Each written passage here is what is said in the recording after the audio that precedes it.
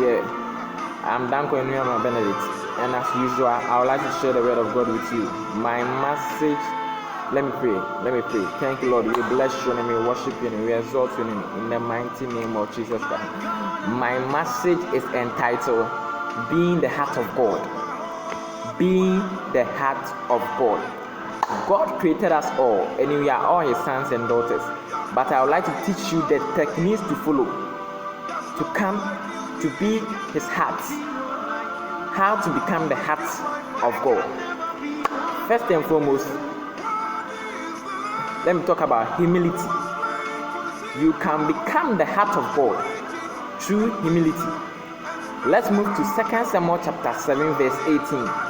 It says, Then King David went in and sat before the Lord. And he said, Who am I, serving Lord? And what is Who am I, serving Lord? And what is my family that you have brought me this far? The statement, Who am I, serving Lord? David is trying to tell, it's a sign of humility. Who am I, serving Lord? It's a sign of humility. David is trying to tell God that without him, he is nobody. He is able to move because of the grace of God. He is able to walk because of the mercies of God. Whatever happening in his life is due to grace of God. Due to the grace of God. He has no power of his own. That's why David is trying to tell God. And let's move to Psalm 63. Yes, and let's move to here. James chapter 4 verse 10.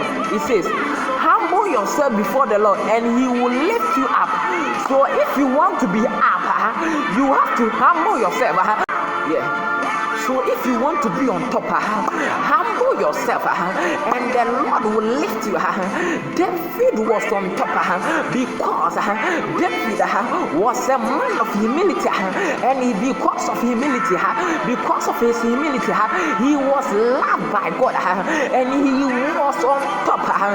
Yes, I would also like to talk about worship. Being the heart of God. You can also be the heart of God through worship. Let's move to Psalm 63 verse 3. It says, because your love is better than life, my lips will glorify you.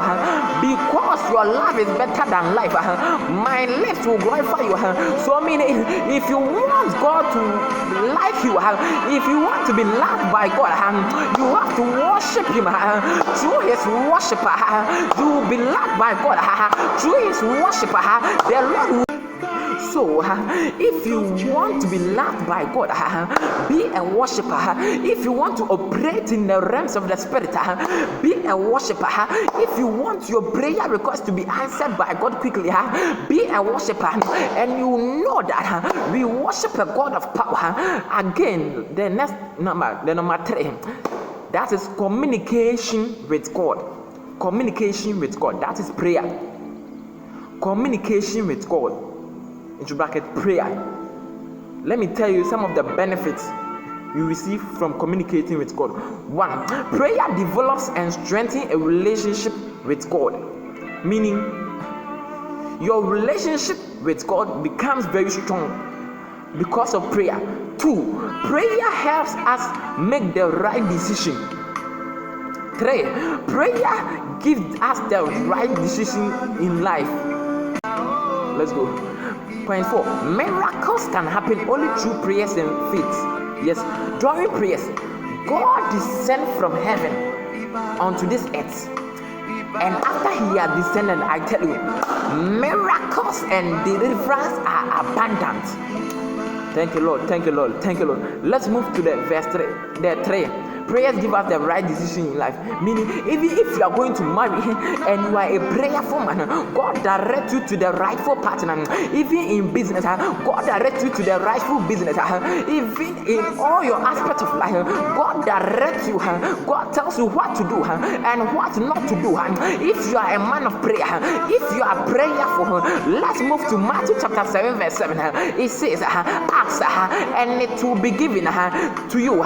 Seek and you will find, knock and the door will be open to you. Meaning, if you are